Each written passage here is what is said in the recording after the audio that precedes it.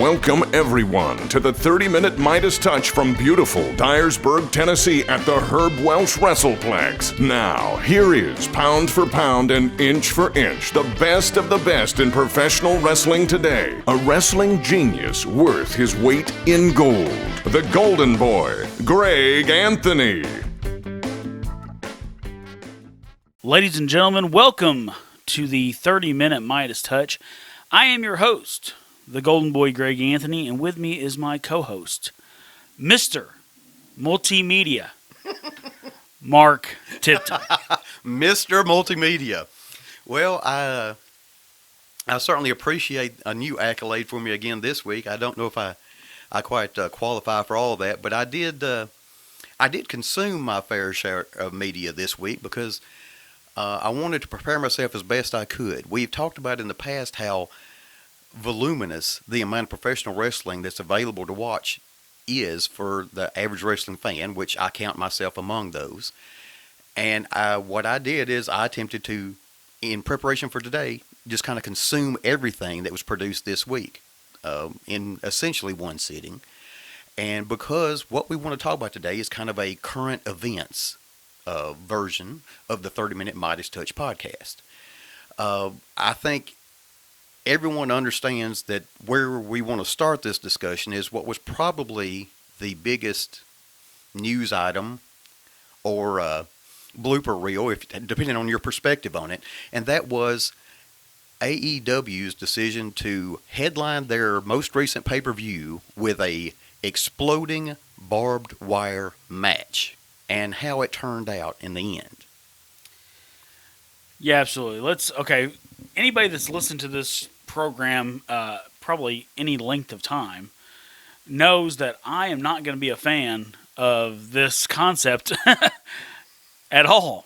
And this is kind of the way I explain it to my guys is, so ladder matches have ladders. Cage matches have cages. Death matches don't have death.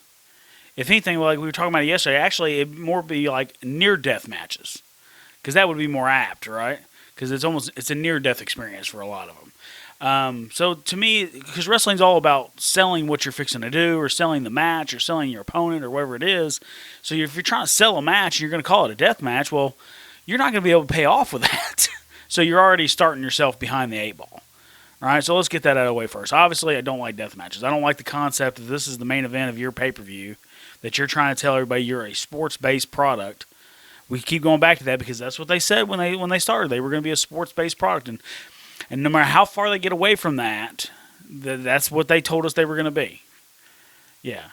So here we are, year and a half, 2 years later, whatever it is, and we're having a exploding ring death match or whatever it is, and I didn't see the match. I'm not going to sit here and say it. A lot of people said it was a really great match up until, and that's another problem too. Like, only thing people remember half the time is the finish, right? So it doesn't matter if you have the greatest match ever.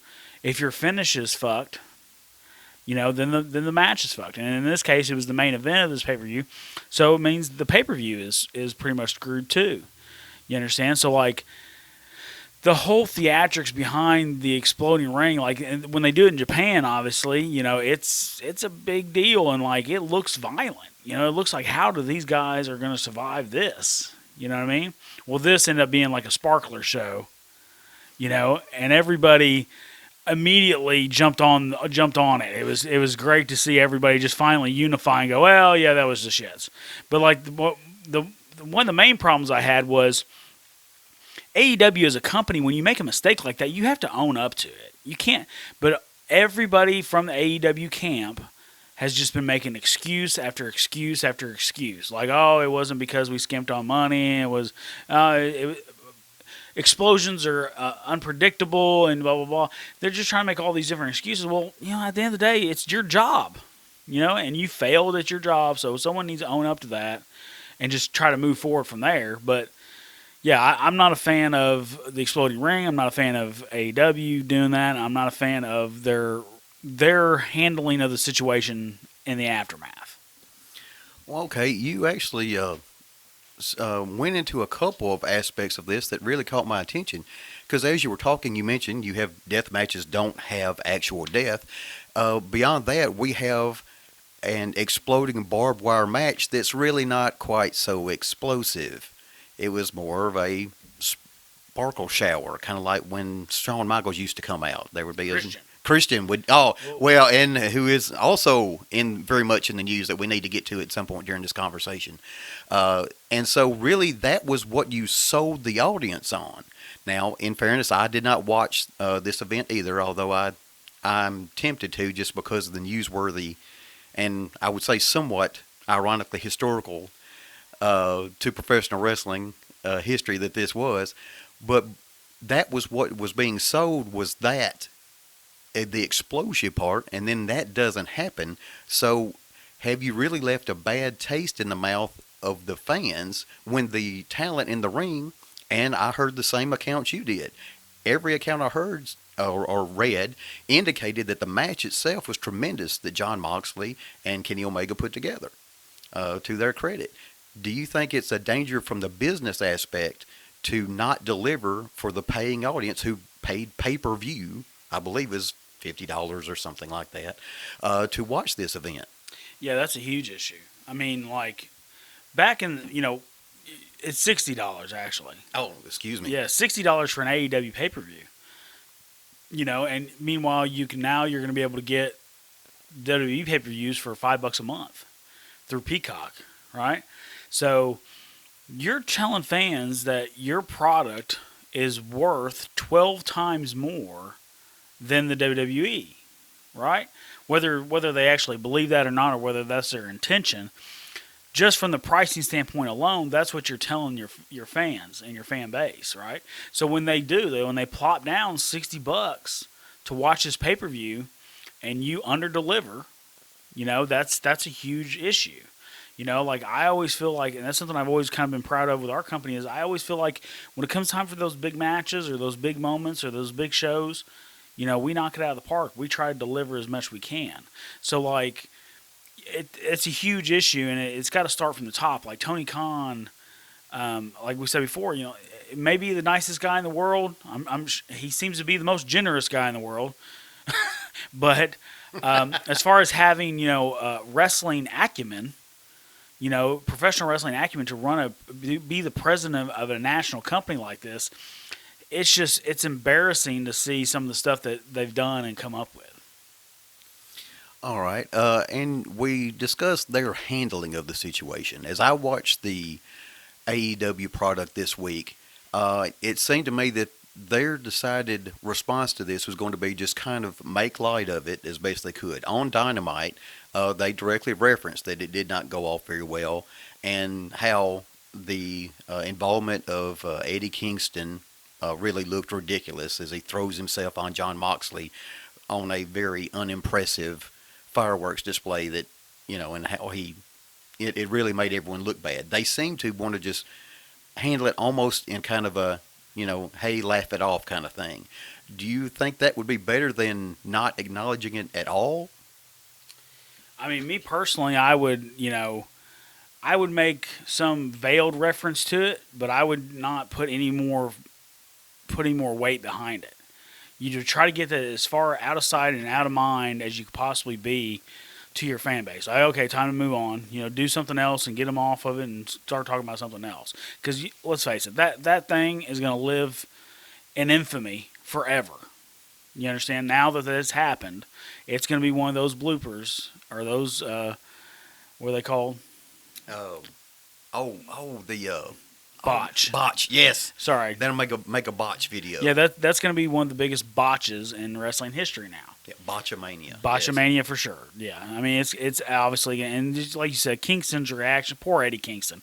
He's laying on top of Moxley, doing his job like he's supposed to be doing. He can't see what's going on around him as far as what to sell. It's not his job to pyrotechnic the whole thing. So he's just laying there doing his job, and then he sells it like it was the explosion of the century. And then it comes out and it was a fart. He doesn't realize that. No one's smart enough. That's the stupid thing too. Is like no one in the ring smartened him up and said, "Hey man, that was the shit. You need to, don't sell this like you're selling it." You know what I mean? Right. Even to the point of Excalibur on the microphone yelling, "Oh God," or something of that nature. I heard a clip of it, and I guess he felt obligated to respond as though he was saying what was intended. Yeah, and that's why people don't understand. Like, we talk about Jim Ross having credibility. No one cares about their own credibility anymore. You understand? That's why people didn't plan out a lot of stuff, because they didn't want, like Jerry Lawler was talking about, he didn't go to production meetings because he was afraid they would tell him something because he needed to react genuinely to it, and he was afraid he wouldn't be able to do that if he knew exactly what was going on. And there were certain situations where, like, someone was supposed to be levitating, but they never rigged it up right to where it didn't work, so it didn't actually happen. But Michael Cole was calling it like she was still levitating because that's what he had heard in the production meeting. You understand? Like, your mind, oh, they're levitating. Oh, no, they're not. Look at them. See what I'm saying? Like, call what's right in front of your eyes. Have the credibility to the audience, and that'll always work. All right. That example kind of mentions something that I wanted to kind of maybe fantasy book. I will say as a side note very quickly, I did read that this pay-per-view did very well for AEW. It was allegedly one of their highest in terms of pay-per-view buys, and had a very good gate, or however you want to define pay-per-view. The receipts looked really good. My only question is, if you drew in that larger audience and then left them with that bad impression, are those people going to think twice the next time? Yeah, absolutely. Like, I actually posted something about this on my Facebook this week. Was, there's lots of guys in professional wrestling that look like $1 million. You know what I mean? That are in phenomenal shape. You put them on a poster, and people are going to pay money to see them. But once people get in the door, it's your job to sell them on yourself and your company as a professional wrestler to have return business, right? And so many guys nowadays, and this is the same with AEW, you may get them in the door, but can you keep them? Are you giving them a product that's good enough to keep them coming back for more? And, if I paid $60 for this and that was the match I got and the finish, I don't think I'd buy another $60. I'd probably maybe go to a buddy's house if he had it or something like that, but I wouldn't physically do it myself anymore. And that kind of stuff adds up. You know what I mean? Like, we're talking about, and even in the heyday of pay-per-view and things like that, like, 300,000 buys, 400,000 buys. Those were pretty successful pay-per-views. They weren't WrestleMania type pay-per-views, but those were still pretty successful numbers, right? So, I mean, I don't think they're anywhere near that. No. So it's going to be more like in the 20,000, 50,000 maybe, 60,000 at the most. I would think. But I could be wrong. We'll get a number. Well, there were online allegations of higher. However much stock you want to put into those. How much higher? The one I read referenced just over 100,000 buys. Maybe that's possible. I mean, but still, like that right there would have been like WWE Great American Bash 2008 number. You know what I mean? Like, that's still not anywhere near like what it should be. You know what I mean? So, like, I just think they're working off an old business model. Okay. Just to stay on this subject a little bit longer, because it did capture my attention a great deal, and that is, I will admit, I thought maybe this match in particular, and it's unfortunate that we're almost setting aside the rest of the pay-per-view, because the event, the happenings in the main event kind of overshadowed everything else that went on. And that's somewhat unfair to the other talent, but it is the main event for a reason. And I was kind of thinking of this from a fantasy booking aspect, I suppose. I was trying to think of how could this have been successful. And I want to make an argument and see how you respond to this. I thought this may have been a victim, or, well, it may have been a good situation for what has come to be known as the cinematic match. And here's my argument.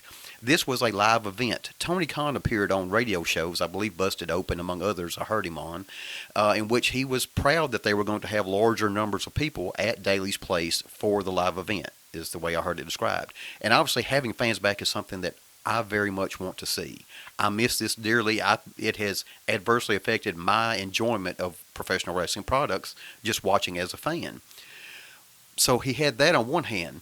But on the other hand, because of the unpredictable nature of something like an exploding barbed wire match, could this match have worked if they had done it as a cinematic style match? I mean, that's a good argument. Like for me though, like I don't ever want to see a cinematic match. I don't. I think that having a great cinematic match is just like having a bad B movie. Like why even try? Wrestling is its own specific art form, and I think it should stay in that realm. And we've found situations where because like you said, because of the no fans and they're having a little leeway as far as filming these matches go because they don't have a live audience to take into account. Like with Edge and Orton, they were able to let's reshoot this, let's reshoot that. We didn't get let's see if we can do this a little better, blah, blah, blah. And that's when Edge ended up getting hurt. Right. So to me, just the risk alone isn't worth it. Like I don't want it to become so that unbelievably phony that we can go cut, take two.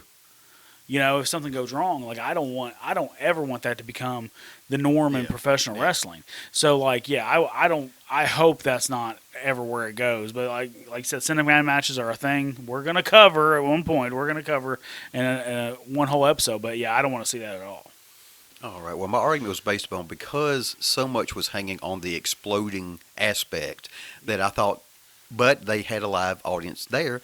And I will say this, and I want to be fair as I can, in defense of AEW and Tony Khan, they did have the Sting match, which was essentially cinematic. Yeah. And so maybe having two of that style on the same pay-per-view. Yeah, well, it's just I don't want it, it's like cutting your nose off to spite your face. You know what I mean? Like, I don't want to do a cinematic match just because, it'd be easier because we got this big explosion at the end. No, if you're going to have an explosion, let's have an explosion and make sure it goes right. You understand?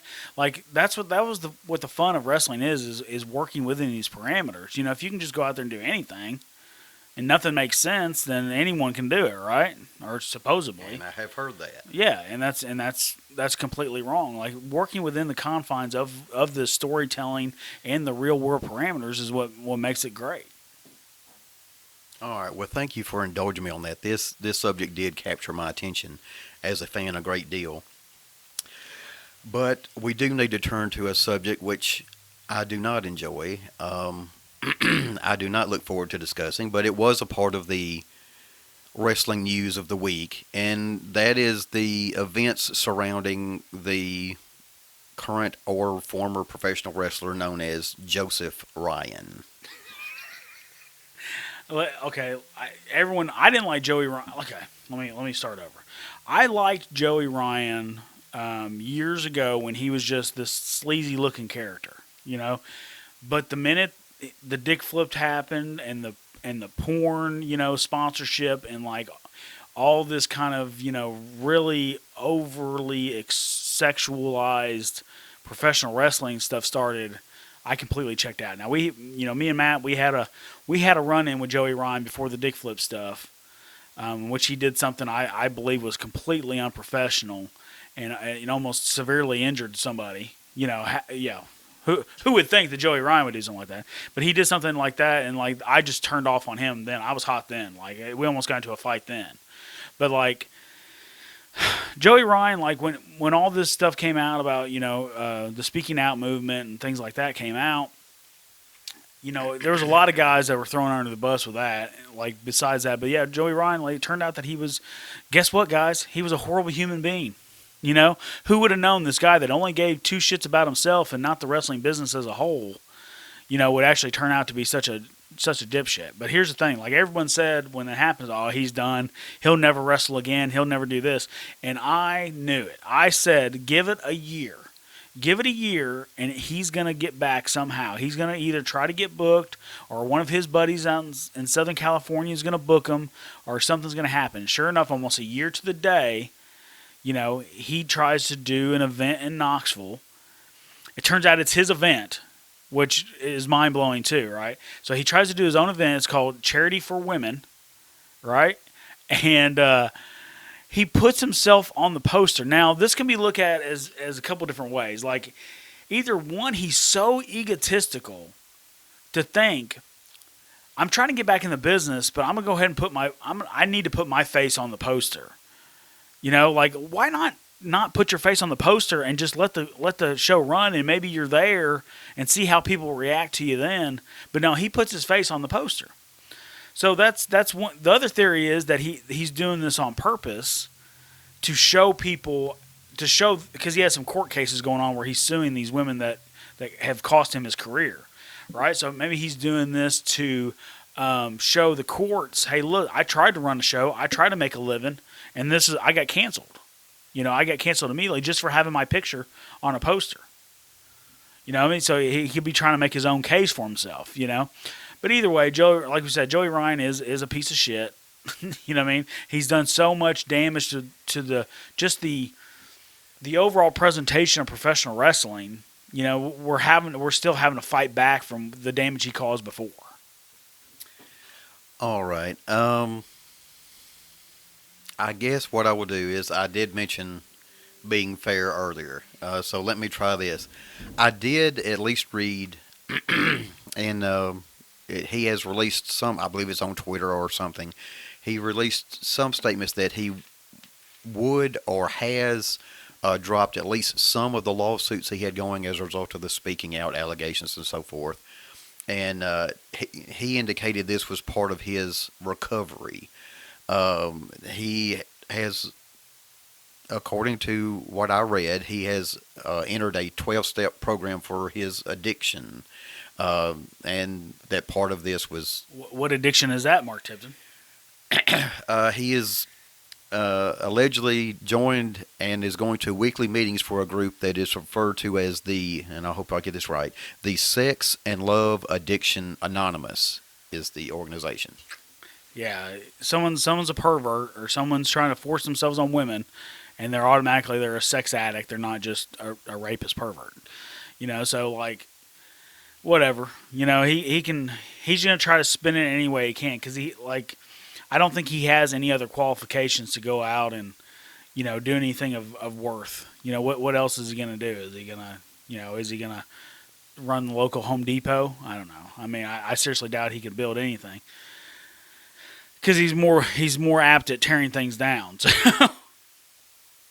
Yeah, that's spun out of control. There was, I don't know how far I want to get into it. Evidently, CM Punk chimed in response to his online posting. Well, Tony Khan had pulled all the talent too. Yes. As soon as they found out Joey Ryan was a part of it, they pulled all the AEW talent that was scheduled to appear. But it's like, how did these people even get booked? Like, did Joey Ryan use a third party to book all of them? Maybe, maybe not, or whatever it may be. But still, there was the lack of looking into people's backgrounds and looking into what's going on with the show is concerning. Yeah, I do not remember the particulars, but I believe there was a third party involved in the setup of the show. Although he did make some claim that he wanted his appearance promoted because he wanted everyone to know up front. He didn't want to come in as a surprise appearance. And I suppose it is also fair to, kind of give some kudos to Tony Khan here. This may not have been the hardest business decision, but obviously it was a wise business decision to remove his talent. Although my understanding, he did make a donation to the charity. But it's so hypocritical. Like, Tony Khan's going to pull his talent from this show and do this, but at the same time, he had absolutely no problem with Joey Ryan coming out there with inflatable penises on his show. You understand? Like, okay, you can tell me that, I hate Joey Ryan, he's this and that, but the proof's in the pudding. Like, I've hated Joey Ryan for years. You know what I mean? Like, there's nothing, like, you have to draw a line in the sand, So, like, to me, it's kind of hypocritical for them to all of a sudden, we're the patron saints of wrestling trying to save everything from this horrible guy when you were one of the guys that put him center stage. The reason he has the name he has is because, guys like Tony Khan and AEW and Cody and Pro Wrestling Guerrilla and some of these other people put stock in that and that style that he was doing.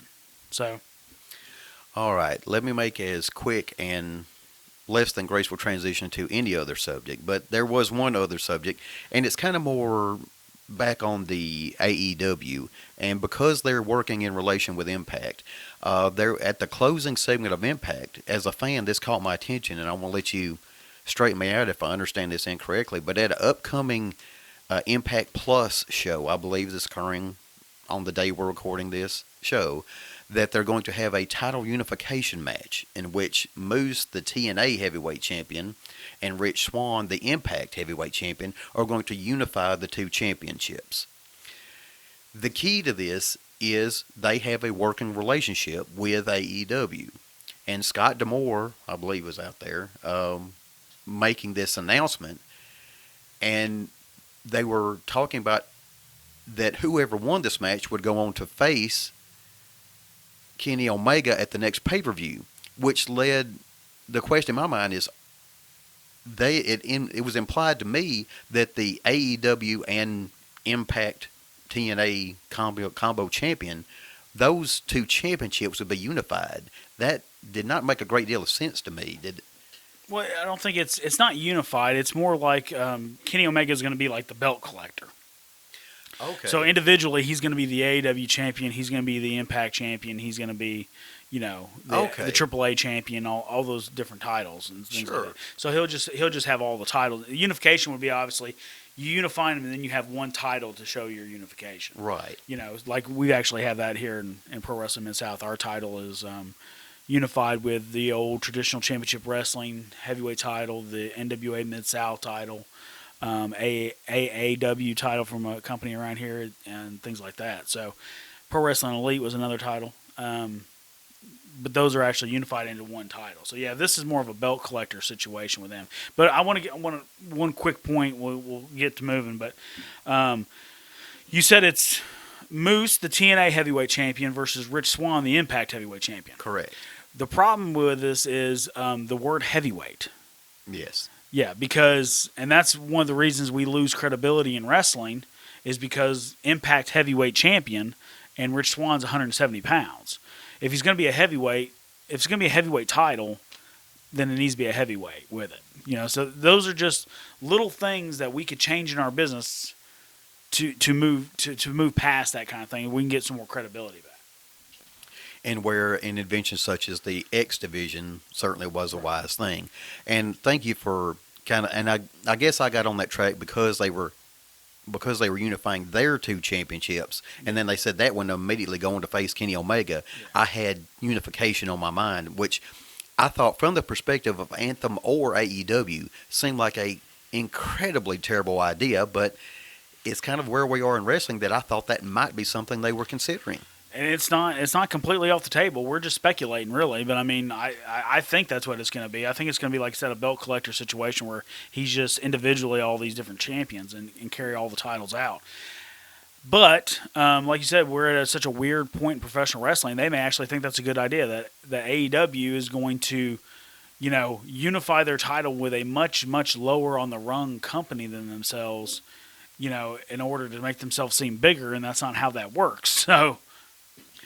All right. I suspect our time is running low. I believe we're getting near to the end. If I could quickly slip in one last subject that's a little bit lighter. And there was a memo allegedly released by the WWE this week.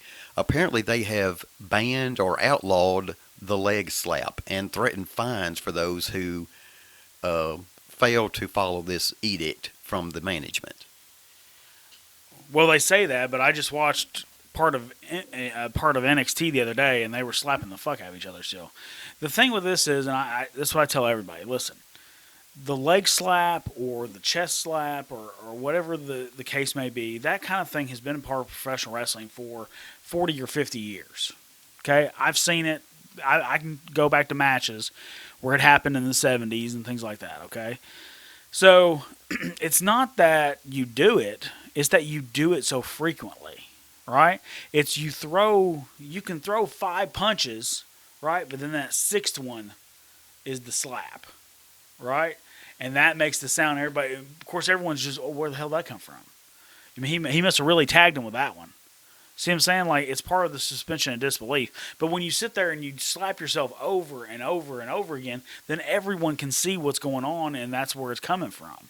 But if you do it in those those knee-jerk moments, it's so much more effective. And that's kind of what's happened with professional wrestling in general. We've taken everything that's effective, and then we multiply it times 100 and expect it to have the same effectiveness, and that's not true. All right, thank you. All right. Oh, very quickly.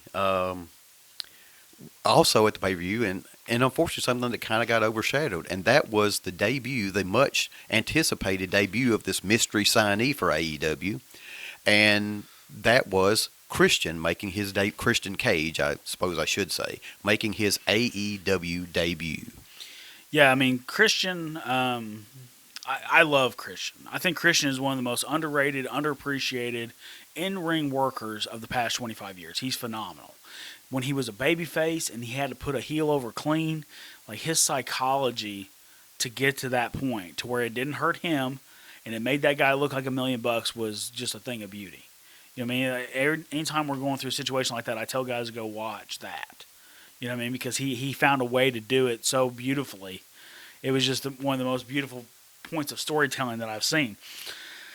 But with that being said, Christian is not a Stone Cold Steve Austin. He's not a Brock Lesnar. He's not a Rock. He's not, he's not that upper echelon of worker that's going to change the direction of a company for you.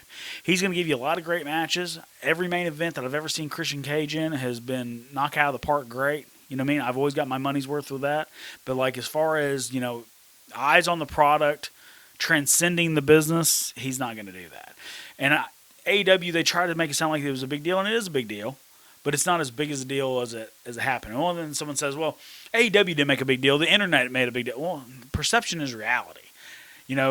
They said it was this huge deal and is Hall of Fame level, and he is Hall of Fame level, but like it just didn't hold the same weight. And if it would have been anyone, Lesnar, Angle, Punk, those three right there would have definitely turned some heads. But it was Christian. Everybody goes, oh, it's Christian. I love Christian, but it was Christian. All right. Well, very quickly, do you think that perhaps within the span of I guess it was just a week, they introduced Paul White, formerly known as The Big Show, just with a press release or Twitter, just tweeted it out.